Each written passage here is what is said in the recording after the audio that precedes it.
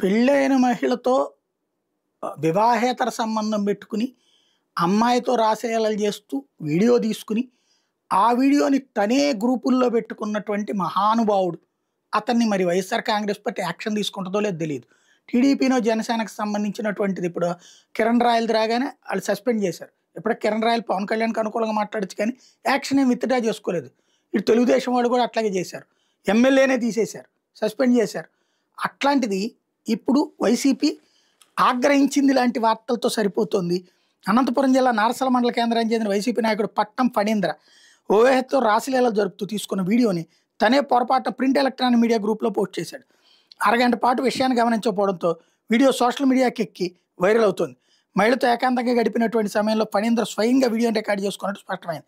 ఫణీంద్ర ఇంతకుముందు సాక్షిలో 6 ఏళ్ల పాటు పనిచేశాడట నారసల మండల విలేకరుగా. ఆ తర్వాతన ఆ ఉద్యోగం మానేసి విలేకరుగా పనిచేస్తున్నట్ట. 3 నెలల క్రితం మానేసి పూర్తి స్థాయిలో వైసీపీలో చేరాడట. పార్టీ బీసీసీఎల్ సింగనమల నియోజకవర్గ అధ్యక్షుడిగా ఉన్నాడట.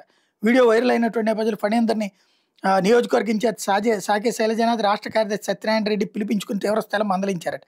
ఆ వీడియో తనది కాదని మార్ఫింగ్ చేసి దుష్ప్రచారం చేస్తున్నానని చెప్పారట.